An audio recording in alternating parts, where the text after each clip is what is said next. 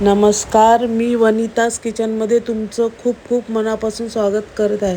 आज आम्ही बनवणार आहोत मेथीची भाजी. गॅसवर मी पॅन ठेवलेला आहे.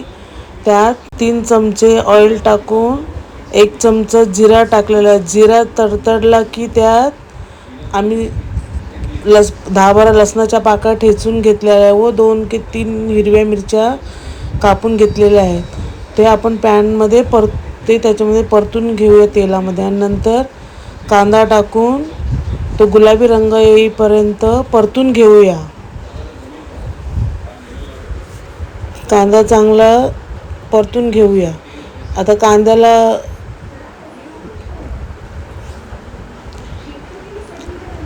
गुलाबी रंग येईपर्यंत परतून घेऊया.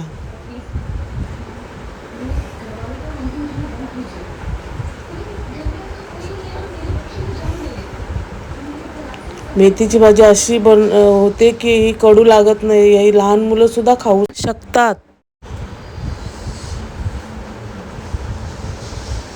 चला, त्याच्यावर थोडं 1 मिनिट झाकण ठेवून ते कांदा थोडंसं वाफवून घेऊया. तर त्यामुळे कांदा पटकन वाफतो आणि शिजतो पण. चला, आता आपण त्यात थोडी अर्धा चमचा हळद टाकूया.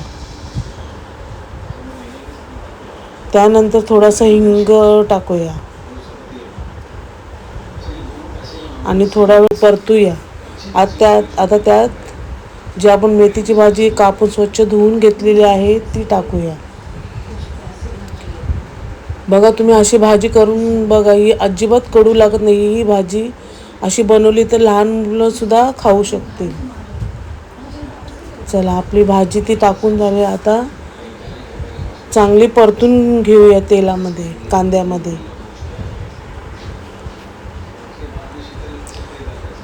आता त्यावरती थोडंसं अर्धा चमचा मीठ टाकूया आणि थोडा वेळ 1 मिनिट त्याला वाफवूया. म्हणजे ते भाजीला पाणी सुटेल. ते बघा कसं पाणी सुटलेलं आहे. आता त्याला परतून घेऊया. भाजी बघा अर्धी शिजत आलेली आहे. ते झाकण दिलं वाफवून, अर्धी शिजत आलेली आहे. आता त्याला चांगलं परतून घेऊया.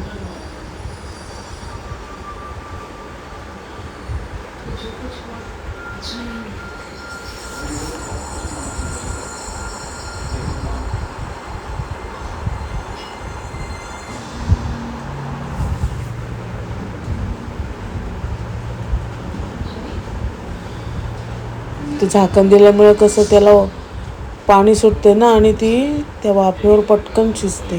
बघा, आपली भाजी शिजलेली आहे. आता त्यात आपण भाजलेल्या शेंगदाण्याचं कूट टाकूया